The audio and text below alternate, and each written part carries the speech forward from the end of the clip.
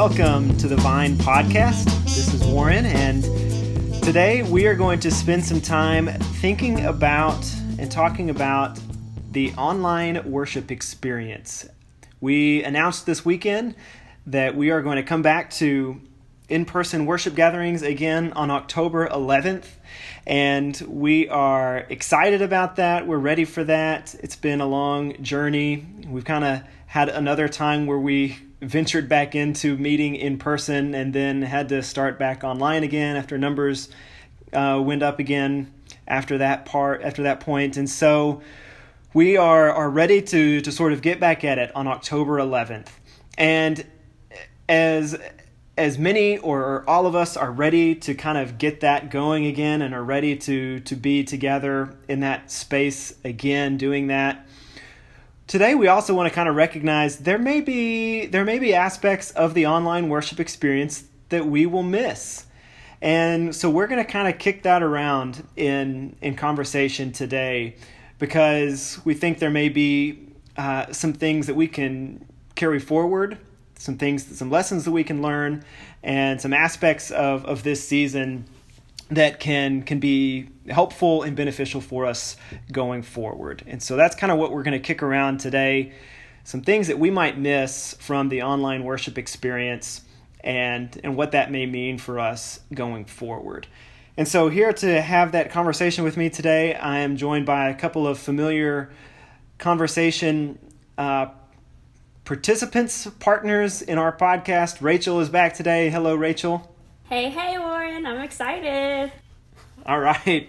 And returning after a couple of weeks of behind-the-scenes only work this week is Jason. So hello again, Jason. Hey, I'm glad to be back. It's been a while, and honestly, I've missed having these weekly conversations, so I'm glad to re-engage. So yeah, we're glad for you to be back with us and appreciate all the work that you do in putting together all the audio and everything else for all of these conversations. Yeah, it's actually kind of fun because even when I'm not on the podcast, like I haven't been lately, it's fun to be able to get a sneak preview. I feel like I'm like in an elite group that gets to listen to the podcast before everybody else. So even when I'm not on, I don't mind that too much.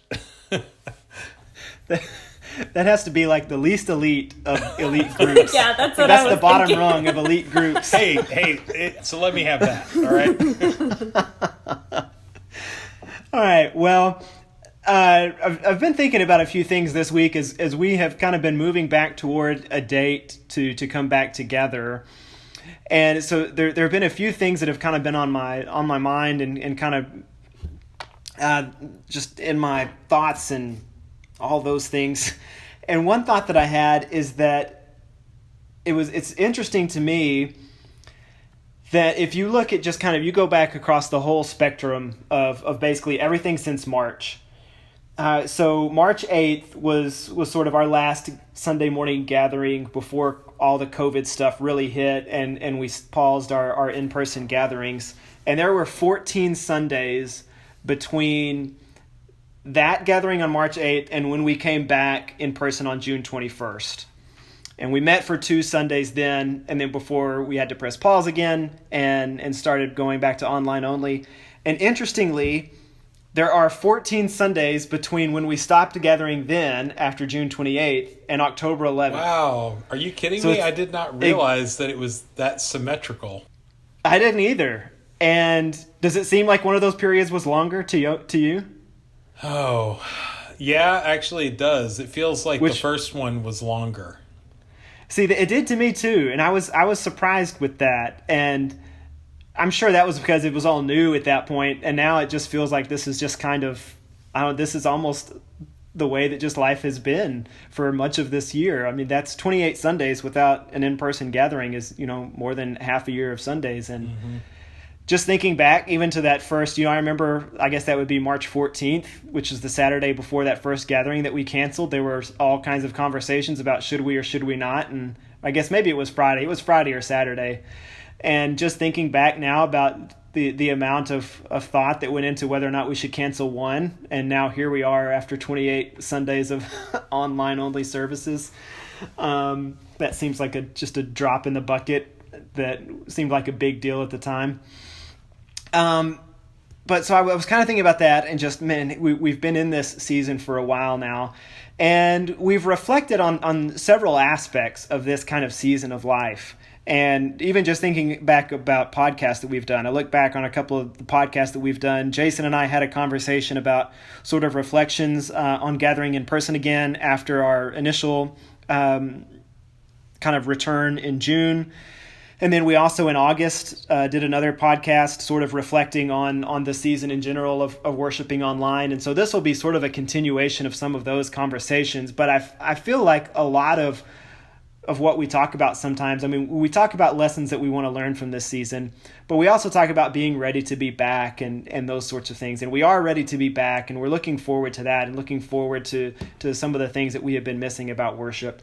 But I do think, and this actually came from a comment that Rachel made in a conversation that we were having yesterday, that there are things that I know at least I will miss about the online worship experience. And so I thought it would be interesting to sort of kick some of that around today and see if the two of you at least have similar thoughts, and then what we can take from that and apply forward from that.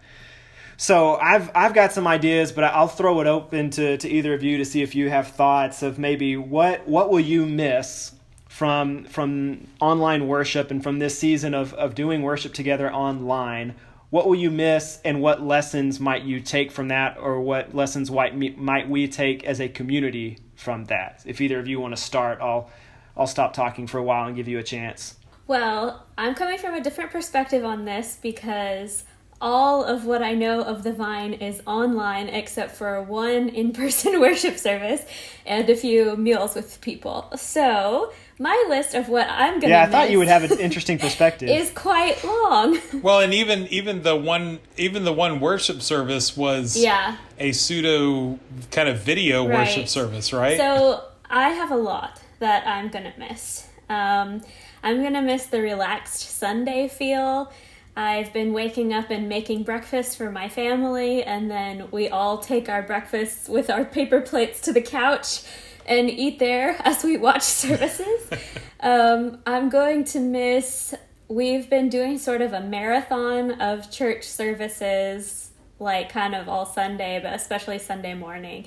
And so another church in Houston we watch at 9 a.m. and then we had like a little prayer time together at least once, and then we had the Vine at 10:15 and another one. So we were like holy rollers on Sunday, just got one after another. Oh, I'm gonna miss diverse elements for communion because some days someone might be having wine and somebody else might be having cranberry juice. It's kind of whatever you find in the fridge. We've used limeade at our house, so lemonade. We've also used Cinnamon Toast Crunch for the body. That's so great. I mean, I don't know if that's a good thing or a bad thing, but it's happened. Yeah, I mean, if you say this is the body of Christ broken for you, it can still have the meaning. It's a little bit sweeter. And this is credit to Warren and whoever else is working on the tech and audio, all those things. It's just the beauty and the seamlessness of the edited worship service when all the pieces and the parts are pre-prepared and they come together in this like flowing, excellent quality that is probably more difficult to do in person because you just have voices and you can plan, but it's different. So all those little details that make the service visually compelling and engaging, even the color fonts, like the synchronization of color, or those intro videos where you have like mountains and singing. And I'm a really visual person, so those things are quite meaningful to me. And so I would hope that when we come back in person, that there would be elements of beauty and visual things that continue to keep us engaged the way that we had online. So I got a lot more, but I'll let somebody else say something.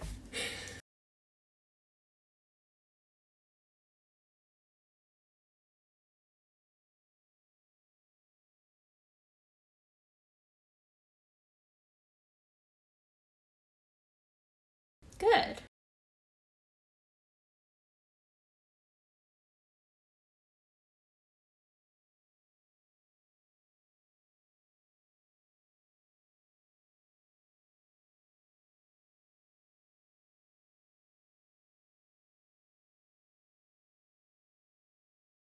Mm-hmm.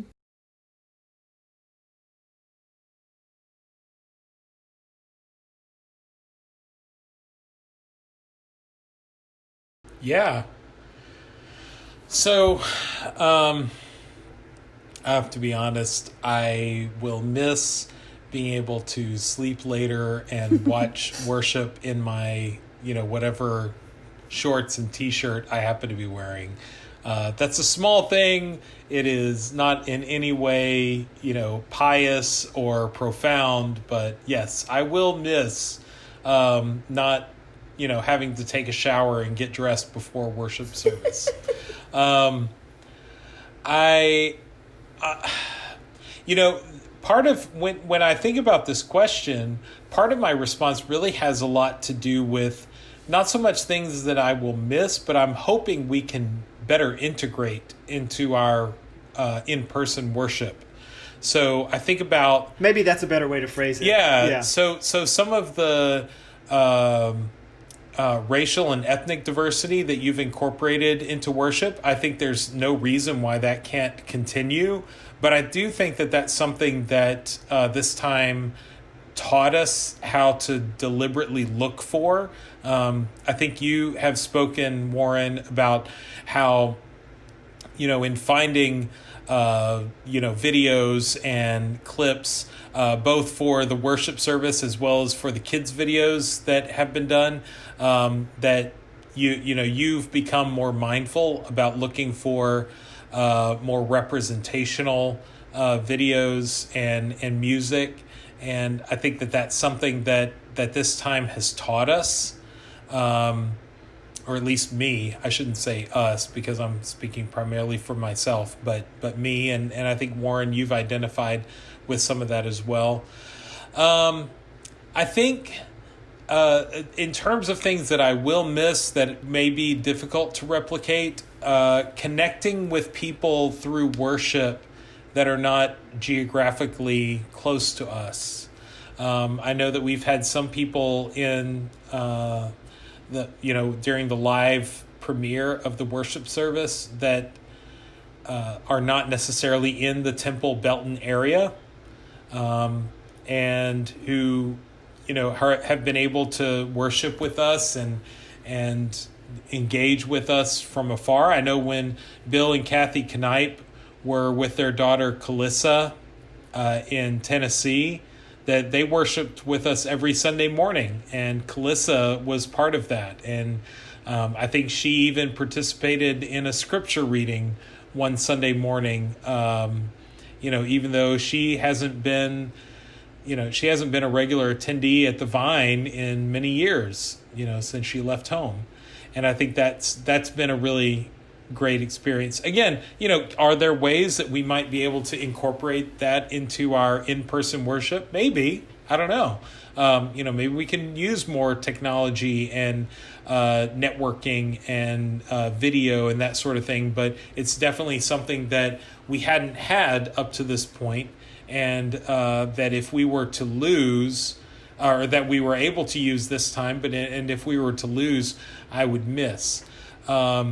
And I think also, early on, one of the first sermons we had on video was Michael Van Ice. And he was able to record a video from where he lives now and speak to the Vine and bring God's message to us. And, that was a really great thing. So I think bringing the community of believers worldwide into a smaller scope, I think, is something that has been wonderful about this time, and something that I would miss if we are not able to find ways to replicate that. I think finding ways to, just make the largeness of the world and the diversity of the world smaller and more accessible for the Vine community. I think that's probably the biggest thing that I will miss. I do think that, because at the Vine, we consider ourselves, and I think we are, a pretty open-minded group. And even still, though, it's easy to just kind of get into our standard mode of operation and the kind of when all you have is kind of one model of doing things, you kind of get used to, okay, these are the options available to us. Mm-hmm. And I think once we have had this time online, it has, I think, as you said, opened up this kind of box of, so there are a lot of different things that we could do and use and incorporate into a worship gathering. Right. And I do hope that we keep some of those going forward, because I think some of that has been helpful. And I think even from a standpoint of, I think we've had people who may have been much more uncomfortable reading scripture or saying a prayer in a worship service, who are able to do it over video and then incorporate that into one of our services. And even things like that, could be things that we continue in some form. I don't know. I haven't fully thought through a lot of those types of things yet, but yeah, I hope it does kind of open up some possibilities and give us some ideas going forward. And I wanted to return, there's several things in there that I want us to kind of think about as far as what it looks like for us going forward, either as individuals who are worshipers or the community and kind of us as a community at the Vine.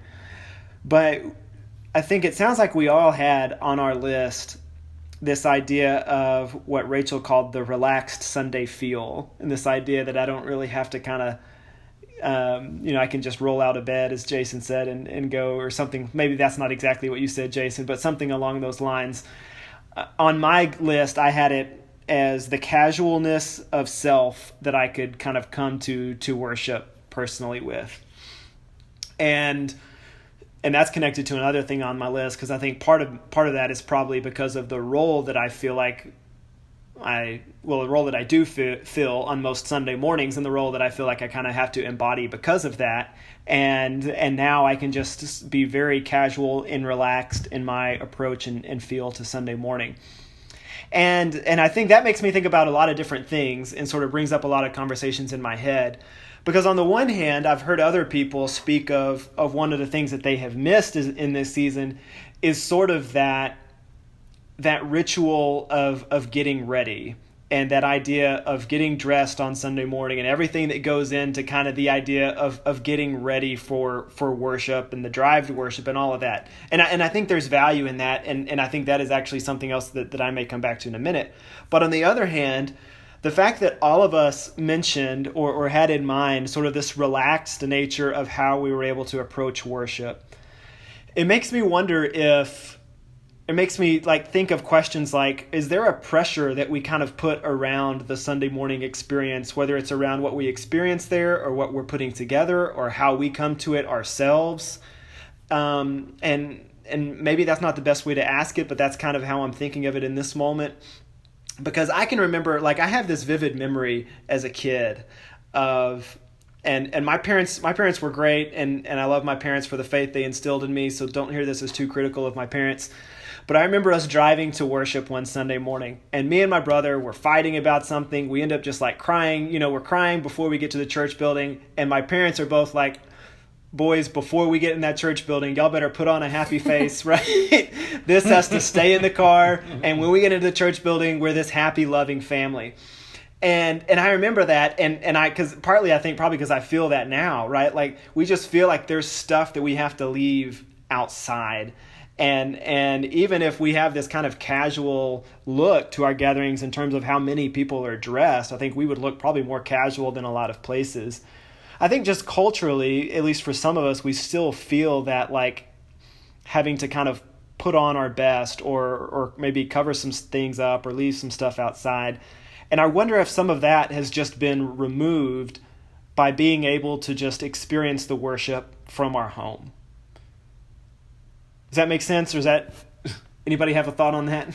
Yeah, it makes sense. I think that, we definitely have that in our culture of this expectation of we like to say come as you are, but it's not really like that in American church culture. And that's why... And I think that's part of the reason we say it, is because we want it desperately to be true, but we feel it in our gut that it's not. Well, I don't know. The cynical part of me thinks that a lot of people want it to be true. And then there are other people that want to think that they want it to be true, but they really want people to come the way they want those people to come, you know? But I resonate too with the ritual of getting ready. I think that is something that prepares my heart and mind. On Sunday mornings, like before the service, like if I'm going to church or online, I like to just listen to worship music or put like good worship YouTube videos playing in the house. And it kind of triggers something in my heart of like, okay, I'm going somewhere. Like there's a preparedness that needs to happen.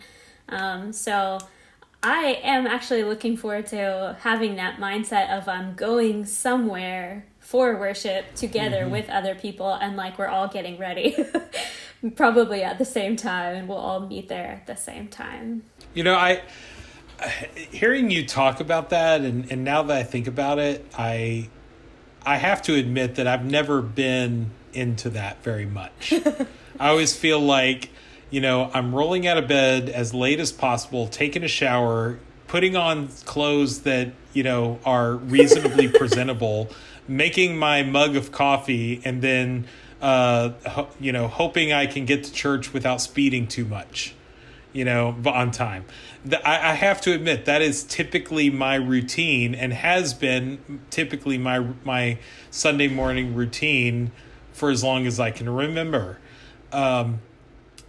Having said that, I admit, you know, that I'm the kind of person that I appreciate being in the right headspace for an activity or for something you're doing. I appreciate, you know, doing things mindfully and intentionally in order to honor and put yourself in the right space to participate in what you're doing. And so maybe that's something that I need to be more mindful of. I don't know that I've necessarily had that regarding, you know, Sunday morning in church for a number of years. So maybe that's something that I need to be more thoughtful about. Maybe I, you know, actually get up more than 20 minutes before I have to walk out the door. Good luck.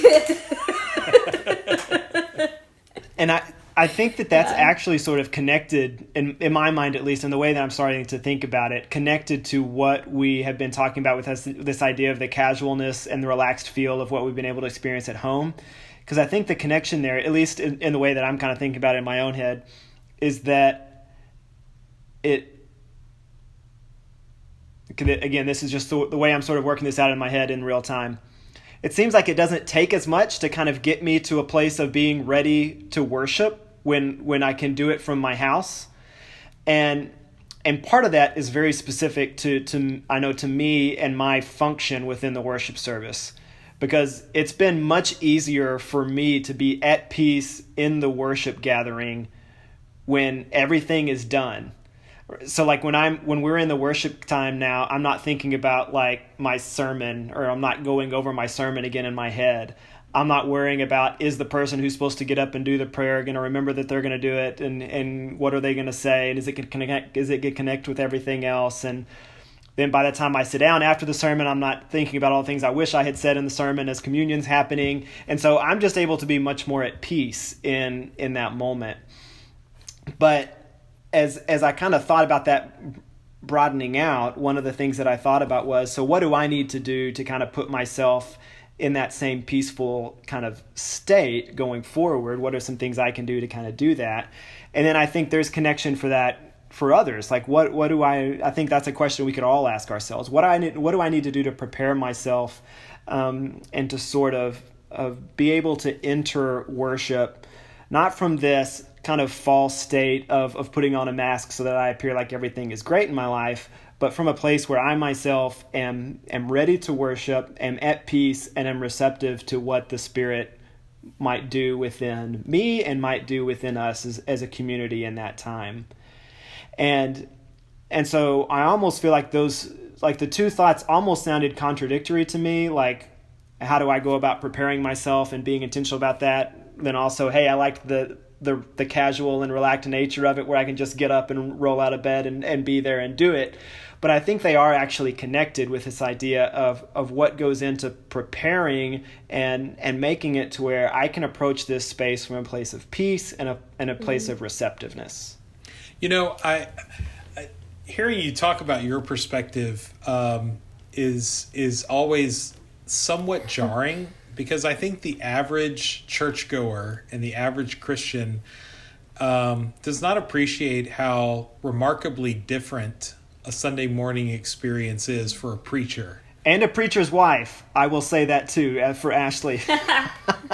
Oh, sure. Absolutely. Or preacher's husband. Wife or husband. Preacher's spouse. Thanks. One thing I absolutely love about Ashley is how, allows herself to be her and you to be you. I have had clients when I was in Houston and in full-time therapy practice. I had a few clients who were, pastors at various churches. Our center actually served as the EAP provider for the United Methodist Council of the greater Houston area. And so we would get a lot of pastors and their families who attended. And I had one pastor actually say to me that Sunday morning was the least spiritually focused day of his week, because it was so intensely scheduled and it was so regimented, and it was just that he had to be on task, which disconnected him from his spiritual life. Yes. And he saw that as a problem. It's not that he was oblivious to that as a problem. But it really kind of affected me in the sense of recognizing, oh, you know what? When I go to church and I see the pastor up front, giving a sermon that may be very spiritually affecting for me, he may be in a very different place in that moment. And I think that was just very affecting for me. And then another client that I had was actually a couple that I saw. It was a pastor and his wife, and she felt such intense pressure about being quote unquote the pastor's wife, and what kind of role that created for her.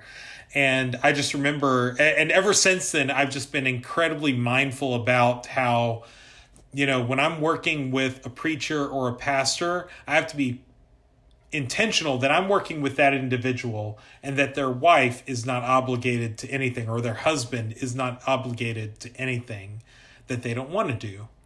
And so that's why I appreciate Ashley, like over the last however many weeks, on Sunday morning, I'm sure that her job has primarily been working with the 4+2 kids that the two of you had at the house, while you managed whatever crisis might happen with the YouTube video. Yes, very accurate.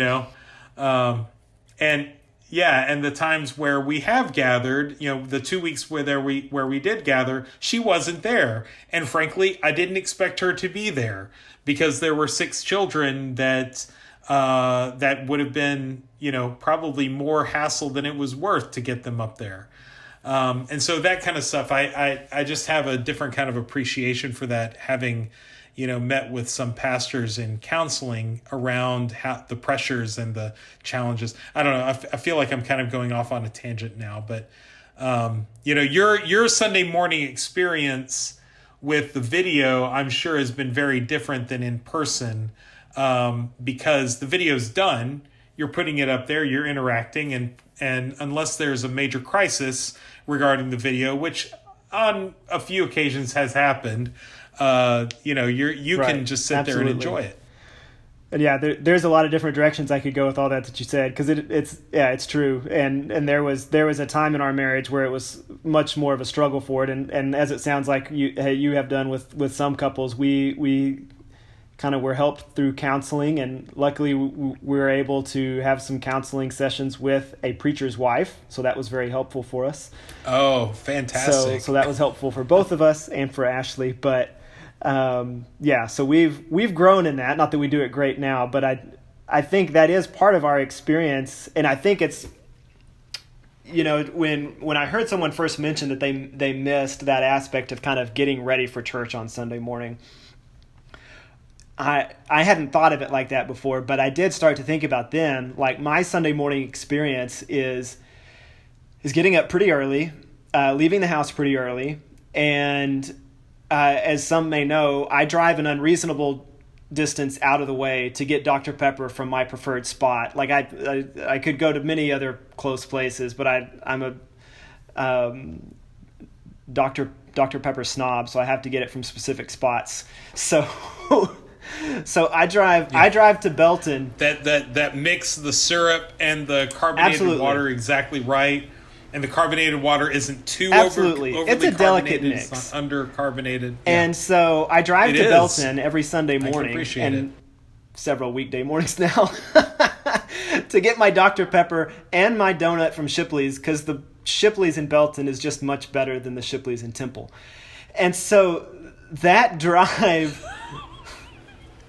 Which, that Shipley's, by the way, as you know, is like I'm a right block by your from house my most mornings. And I didn't realize that you were there. They know often. me at both of those locations now and know my order at both.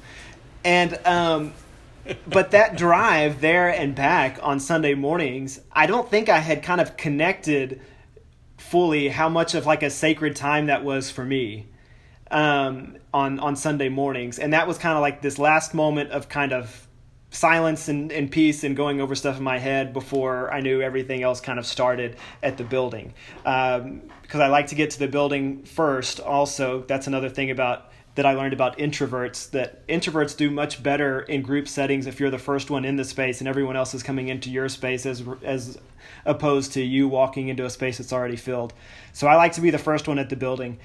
And so that's something that I have missed about the in-person stuff, but it's also a testament to what you were saying, Jason, that Ashley then has the duty of getting now both of our kids ready, every Sunday morning that they come to church. So I have also appreciated that about Ashley. Well, and it would be, I think the one thing that I'm very mindful about is, I think some churches have assumptions about what the preacher's wife should be doing or should not be doing on Sunday morning. And so I don't want to presume anything about that. And, should she be teaching a Sunday school class, and should she be coordinating the nursery? And I'm like, no, not at all. We have plenty of people to do that. And, she shouldn't feel any more obligated to do that than, any other person at the church. I think that what you're talking about it reminds me of something that has happened really well during this time of online, whereas it would have been easy as the minister for your face to be on everything, Warren, like for it to be like the Warren show, but you've done. It's funny you say that. There were times where he and I would be talking and he would say, I'm afraid that it's turning into the Warren show. And he was actively trying to work against that. From the services that I've seen, which is not all of them, I think it's been so incredible to see multiple faces, to hear multiple voices, and to feel this well-rounded communal worship experience, that it's not just Warren or his wife, preacher and his wife, but like the whole church worshiping together. And so that's something that I hope continues in person. I don't know what it was like before, but I hope there are ways to incorporate many voices and to see so many people as active leaders in worship. I agree. Yeah, the irony is that so before we stopped in-person gatherings, like the final prayer of our worship service was basically a shepherd's blessing, where one of our elders would close out the service every time, and we liked what that kind of the consistency that gave, and that it gave our elders a very visible presence in every service. But what we noticed, what we had come to see, is that it was really restricting opportunities to hear, the majority of our congregation pray or reflect on the service. And so we had decided to move in a direction that would incorporate more voices in that time, right around the time that we stopped doing in-person gatherings. Yeah. And so this provided sort of a natural way to sort of bring in other voices. And I do think that has been definitely a benefit of what we've been doing. And especially to hear children and youth too leading in worship, I think was super special. Probably my favorite host was Isley hanging upside down from the tree. It was like, yes, like we all literally applauded in church at the watch and worship, because it was so neat to see a child leading us in worship in a childlike way, something that was meaningful to her. Yes, that was wonderful. I love that. And also, Regan didn't tell. I think I knew, but Aiden and Carrie didn't know that Regan was going to be the host one Sunday morning, and she came on, and Carrie, I think, had tears come to her oh, that's cool. about that. She wasn't expecting it. Oh, cool. That's awesome. That's cool.